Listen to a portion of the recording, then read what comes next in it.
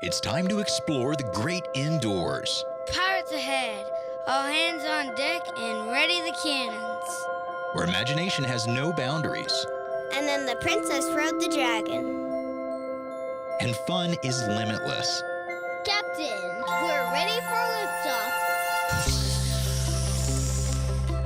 Explore the great indoors with Eagle Communications, with TV and internet starting at $84.99 for 2 years. Eagle Community Television presents Community Connection with your host, Mike Cooper. Welcome again to our Community Connection from the studios of Eagle Community Television. Thanks for watching. And thanks as the producer and behind the camera for us today, Jordan Schaefer. We are joined by the Executive Director of the Heartland Foundation, Sandy Jacobs, our Community Connection. Good morning. Sandy, you're a part of this foundation in a project called Strategic Doing. The first one, some 150 people attended that first meeting in September. How did this project develop? We were overwhelmed by the number of people that came, delighted but overwhelmed. It started by the Heartland Foundation, as you know, is really intricate and integral to this community, not only to our community, but to Trigo County and Rooks County. Those are the three areas that we cover. And we started about 8 years ago, the end of this year. And today we have $2.5 million in assets. Now that sounds like a lot of money, but when you begin gifting it, and you can only gift certain percentages of it, it's not very much. So in the last 3 years, we've had a real gift from the Deines Foundation in that they, twice a year, have given each county $50,000 to give out in our communities. And we have been so grateful and easily give that away. And I always look forward to the next year in hopes that they will continue, but you just never know. They never made a commitment. But they got very strategic in their thinking about how they want to impact the 26 counties that they serve, and those are all western Kansas counties. So they got together and put their heads together and said, how do we do this, and how do we let them plan for their future if we're not telling them we're going to give them anything?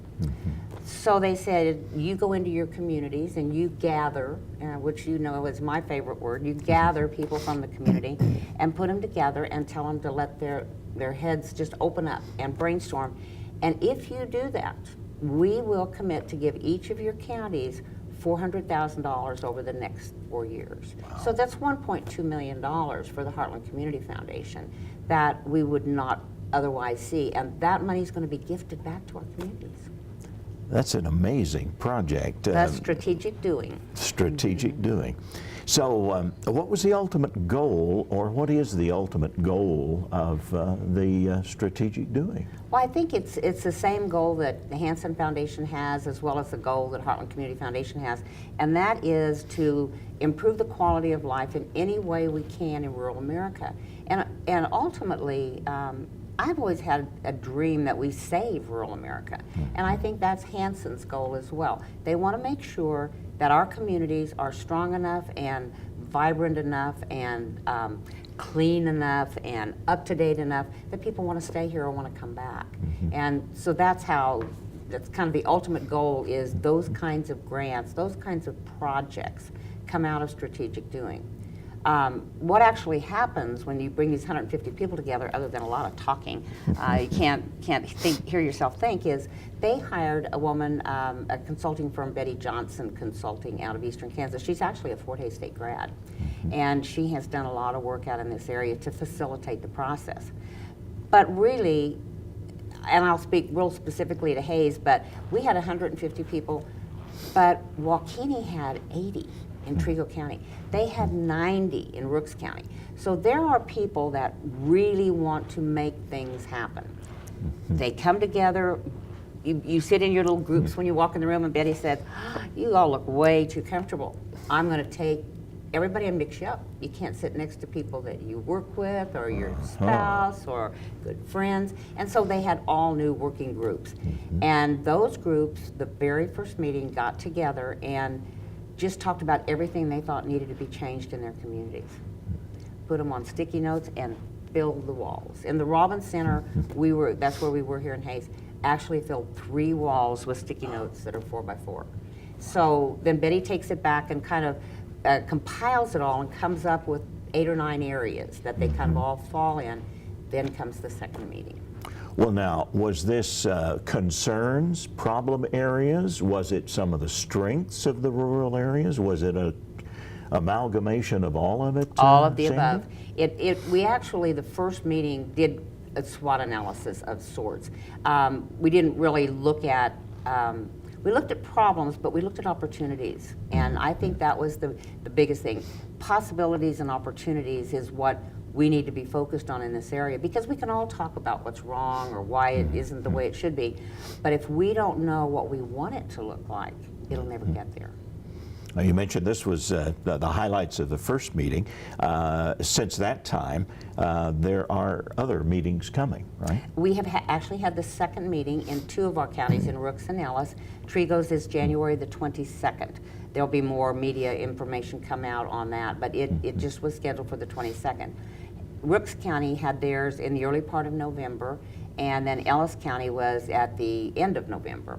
And what happened then is we took those 9 areas and shared those with the whole group. Now, as expected, we had less the second time than we did the first time, but we still had almost 100 people. And so after hearing that this was going to be work, they weren't just going to get to eat, play, and go home, it was going to be work, they stayed and came back. And so we put them all up on the wall, and we said, these are the 9 areas. We're going to make 9 areas of tables, and you go sit where you want to work. And they did. They all found their spots. And we came out with 9, what I consider very viable projects. I think the reality of it is, if we get 4 or 5 that really go all the way to the end, I think it'll be outstanding. And we have a responsibility to make that happen. The Hansen Foundation says, all you have to do is dream for your future and have people that are willing to take on that dream and go forward. And we'll guarantee your communities this money. And if those projects do indeed come to bear, that it will make a significant change in rural communities? It absolutely will. I didn't have the Rooks County results, but I had the kind of a list of what came out of the Ellis County, if you'd like me to share that. Please do. One of the very first one I thought was just really important, and I sat with their group for a while, and it's titled, How Can We Become a More Open, Welcoming, and Inclusive Community? And I thought that was, diversity is so important today, and so that was a really important one. Another one, which I'm kind of partial to, is distributing social service information. We all think we know everything that's going on in the community, but what they're working on is web pages, collaboration between groups, various different entities that are not nonprofits. And then I've asked them to also visit with Patrick McGinnis down at Breathe, because that's Patrick's goal, is to connect people that want to do something with people that need something done. And so I think bringing him into that process, and in fact they had a meeting that he may have attended. Then this is a fun one, and it got a bunch of people, as you might imagine. What activities are we missing in Hayes? And they have 3 things they're talking about to start with. One is the Family Fun Center. One is nature trails and a pond expansion. And that's out to the east of the Home Depot, that area out in there. It's really exciting, and they're seeing some fun things. And the interesting part of that particular group, and this makes me really proud, is we have city folks involved, city associates. Jeff Boyle with the Parks Department is getting involved in that. And Jeff is just an asset that people don't really understand how good he really is. Oh boy. So he's involved. And then the other one is titled After Dark for older kids. And that was an interesting one. So I don't have reports from these groups yet, but another one talked about business development, recruitment, and retention, and building a different kind of marketing plan for our community. I don't know what will come out of that. There's some CVB people involved in that. There's an economic development person involved in that. There's university people. And I think that's one thing that I want to stop here just a second and talk about, was the diversity of the people that came to these meetings. It was kind of my goal to make sure every sector was covered in the community. And you don't know who and how you're going to get. But we had everybody. We had educators, we had university, we had high school, grade school. We had 9 high school students that came and participated. We had the medical center, we had businesses, we had retired folks. So we covered the gamut, and that's why some of these things came out of here so strongly. This one I'm not really understanding, and I haven't visited much with them, is what does effective transportation look like? And that is people, roads, medical, across cities, towns, counties, and local and regional. So they're not taking on little piece of cake things. They're taking on real issues. Education was one. And how will Hayes Senior Center become self-sufficient? That was another one that a group of retirees took on. What would affordable housing look like in Hayes? And we all know that's an issue that goes on all the time. How do we promote Ellis County and retain graduating students from high school and secondary? And that isn't just Fort Hayes. That's the Votech School. That's the Hair Academy. All that secondary education that we're providing here, and then those students are leaving. How do we keep them here? So that's kind of what came out of Ellis County. In our final couple of minutes, next meeting, when's it scheduled? We actually, it's not firm, but I'm going to give it out anyway because I think it will be. It's going to be March the 12th in Hayes and March the 13th in Rooks County. Now, number 2 is January 22nd in Waukene. They will have announced their third later, but we try to announce them the night of the meeting so people have plenty of time. These groups are all meeting independently and then coming back together to talk about what they're doing. Terrific. How about participation? If somebody's interested, regardless of age, regardless of their current status in their communities, how do they participate, Sandy? All they have to do is contact me. That was another interesting thing. We had people fall off from the first group to the second, but we had people added from the first that heard about it and said, can I come play? They can call me at Heartland Community Foundation, which is 785-621-4090, or they can reach out to me at my web address, heartland@gscf.org. And they can, I'm pretty well known, stop me on the street, say I want to go, and I'll make sure I have the notes and get you taken care of. One more time on that website for us. Heartland, HEARTLAND, @gscf.org. That's my email. Our website is Heartland Foundation, heartlandcommunityfoundation.org. Going to be interesting to follow the progress. Will you come back? I hope you call me back. And I would love talk to us again. I would love to. This is exciting stuff. It really is. Thanks to the Hanson Foundation for really bringing the grassroots growing part of this to But fruition. Mike, thank these people. These people are giving of their time. There's no people sitting around with nothing to do. Yeah. They understand the value of looking to the future, and I'm so proud of them all. And building that future. Absolutely, and right taking now. part. Our Executive Director of the Heartland Foundation, Sandy Jacobs, the Community Connection. Hi, I'm Brandon Cooley, and I am the Video Production Director at Eagle Marketing Solutions. We're a full-service production house. Service to me really is everything. I think it's very important that we show our clients that we really have their best interest in mind. Video is very engaging. It's really the best platform to tell your story. We pride ourselves on attention to detail, creative concepts, and fast turnaround. We're always working to find new ways to make our product better and to be able to just do what we can to help the client tell their story in the best way possible. Eagle Communications is your complete business solution with options to fit any budget. We provide business class phone with customizable features and fast, reliable internet. Your knowledgeable team at Technology Solutions has a broad base of IT services to meet your needs. Let the experts at Marketing Solutions get your message to the right people on the best platforms. Eagle Communications will build your personalized business plan. Call us at 877-61-EAGLE. Welcome to our Community Connection from Eagle Community Television. Thanks for watching, and behind the camera and producing our series today, Jordan Schaefer from Eagle Community Television. We're with in the studios with the director of the Robbins Banking Institute at Fort Hays State University, its first director, Alan Deines. The chamber ribbon cutting took place for the Banking Institute back in August and took place at McCartney Hall, room 205, with support from WR and Yvonne Robbins, who support the work of the new Kansas Banking Institute at Fort Hays State University. As we mentioned, Alan is the first director, and I wanted to, thanks to University Relations, let you know a little bit about what was said at the opening of the Banking Institute by the Dean of Robbins College, Dr. Mark Bannister, who said of Alan, brings more than 37 years of banking experience to the position, with a unique perspective on the banking industry and its needs for the future. In the course of his career in the industry, Alan has worked with hundreds of banks, some 200 plus at our last count, providing management counsel and advice, said Bannister. Alan is exactly the type of person Fort Hays State University was looking for. We want a leader who has substantial experience with the banking industry, as well as vision for the future of this vital business sector.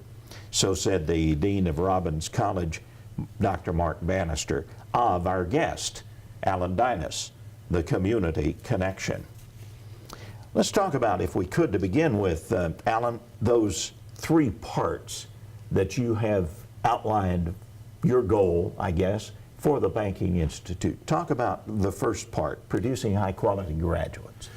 Well, staffing in banks, and actually it's an international problem these days, but particularly in Kansas, more than half of the employees of Kansas chartered banks are over the age of 55.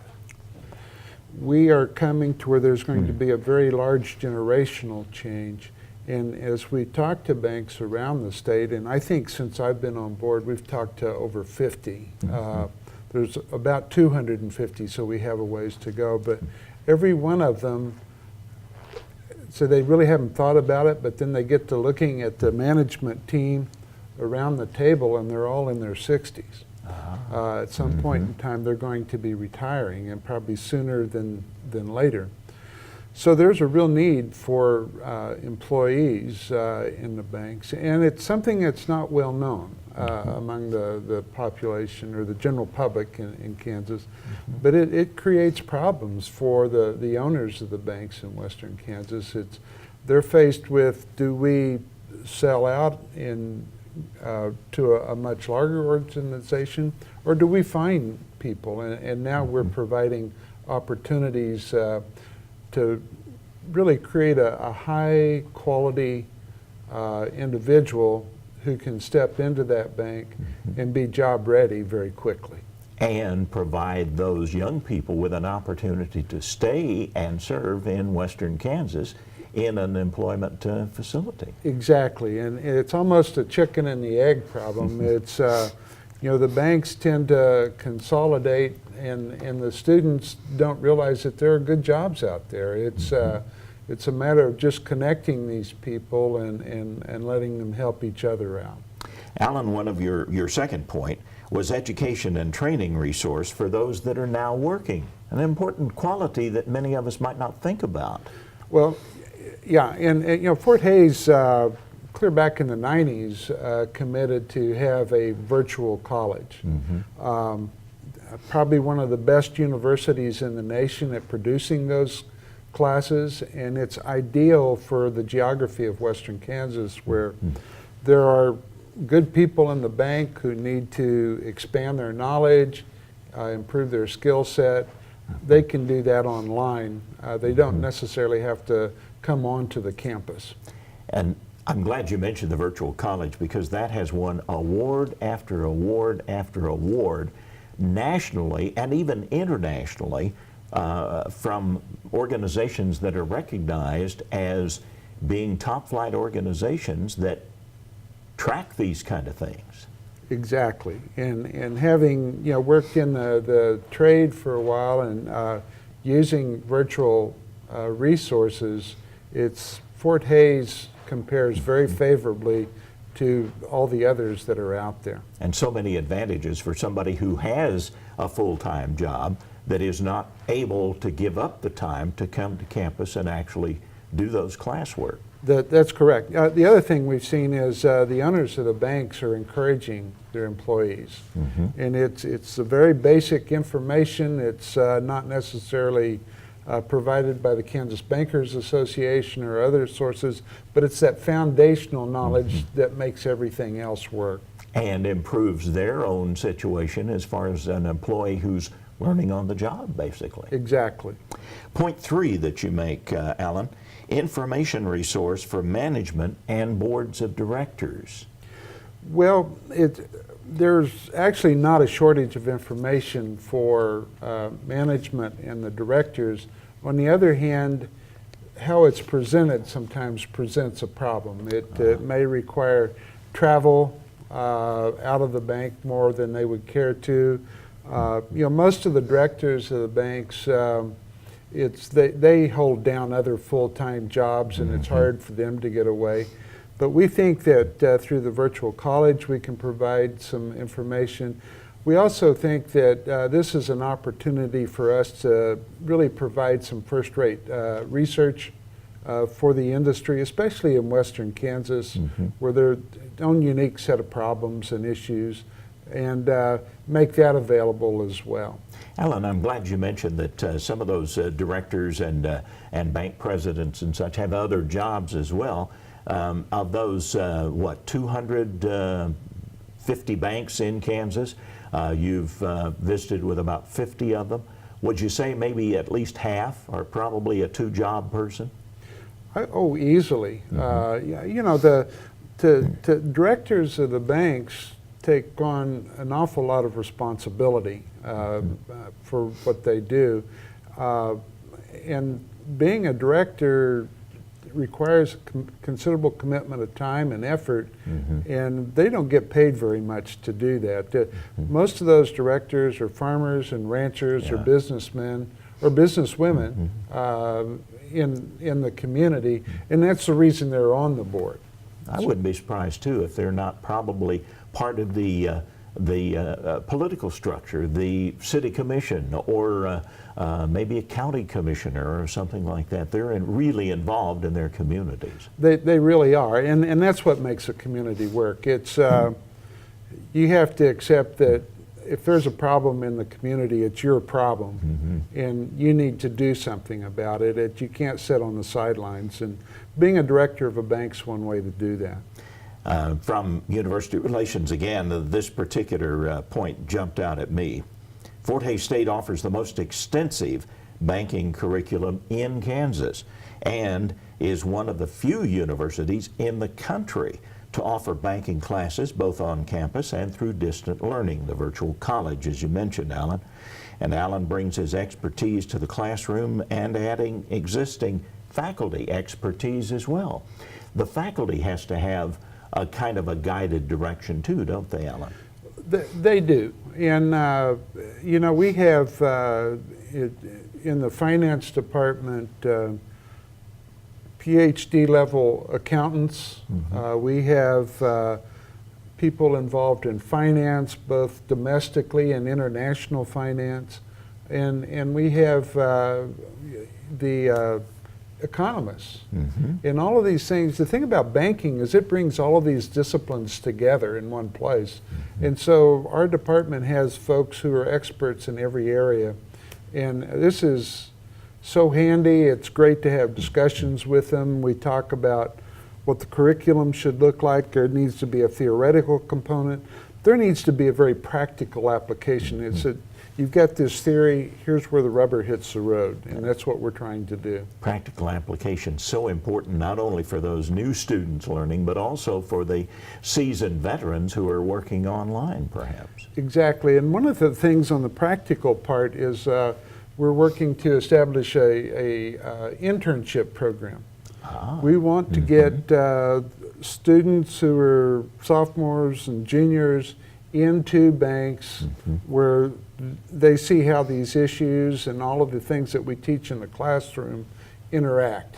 And it's one thing to talk about it, you learn so much more when you can see it. Interns would be vitally important, I would think, in being able to see the practical application of what the classroom situation is learning. Exactly. Alan practiced law in Russell. He was trust officer, counsel, First National Bank of Goodland, consulting president of Stout and Deines from 1987 to 2008. 1990 to 2007, Alan was president, trust of Citizens State Bank in Woodbine, worked with more than 200 banks across the Midwest, really, from Wyoming to Illinois, South Dakota to Oklahoma. I couldn't think of a better choice for the first director for the Banking Institute. Somebody with your track record, Alan. Well, you know, to me, it was such an opportunity to give back a little bit. You know, the things I learned from other people. Mm-hmm. And I'm proud of my associations with those people. And this was my opportunity to give back and help some other folks as well. Now, you mentioned that intern program that you'd like to see come to fruition. What kind of degree do students earn, and how can they use this knowledge from the Banking Institute, Alan? Well, there's a couple of things that way we can do it. With you can get a degree in finance with a minor in banking, mm-hmm. and I believe that's about 20 hours roughly. Mm-hmm. That's going to get you through the basic part of banking, just understanding how the balance sheet works, the income statement, regulations. Mm-hmm. We get you, the next level is performance, understand mm-hmm. how a bank makes its money and the things you can do as management to impact that. And then starting this spring, we're offering a strategies course, and one of the key parts of that is we're going to do a lot of bank simulation where we will divide the students up into some groups, and each one of them is going to run a bank on the computer. Uh-huh. And so we're going to see what happens. I've talked to bankers over the years who've done this, and they always tell me, well, I won in my class, and I said, what did you learn from it? And they said, well, not very much. I said, that's because you didn't mess up. Uh-huh. I said, you've got to make those mistakes and then learn from them. And this way you do it, and there are no ramifications. You know, you don't have the regulators after you or anything else. But a practical application Absolutely. Of the classroom learning experience. Yeah, and the other part of this classroom is we're working to bring practitioners of the craft in. So we will have bankers who are involved in lending, the deposit side.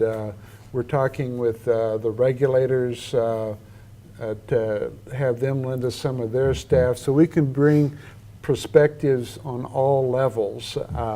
You know, because you think about banking, and these students are going into the bank, there are a lot of ancillary areas that this can help them with. And it's one is being a regulator, and the FDIC and the state of Kansas both tell me it's hard to recruit for student or regulators out here, and they're an integral part of the industry. There are data processing companies that need these people.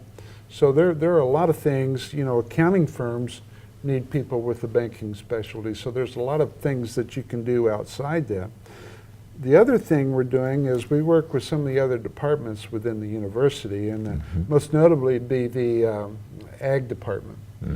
They have an ag business track that you can take, which, as I look at it, starts with a lot of biology and chemistry to get, plant science to where the people have a foundational basis there, brings them into the business part, and then they can go ahead and get that banking certificate, which isn't quite 20 hours, it's a little less, but that gets them ready to be a loan officer, an ag loan officer, which is one thing I hear every bank, you know, that we need ag loan officers. So. And understanding the basis for what they'll be dealing with. Exactly.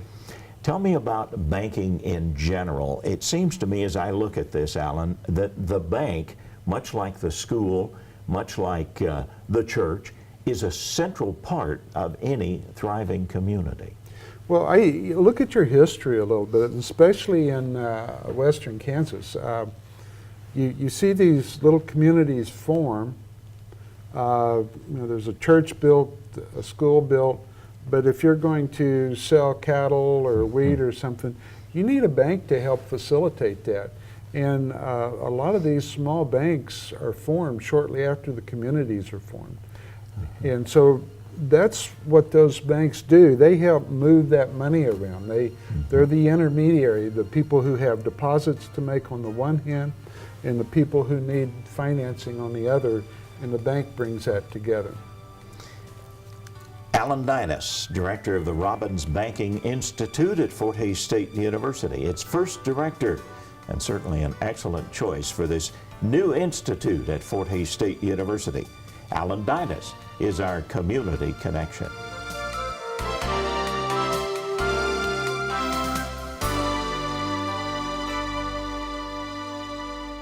For over 60 years, Eagle Communications has been the leader in value and service. And over that time, our specialized teams have been helping businesses grow because Eagle is your one-stop for business solutions.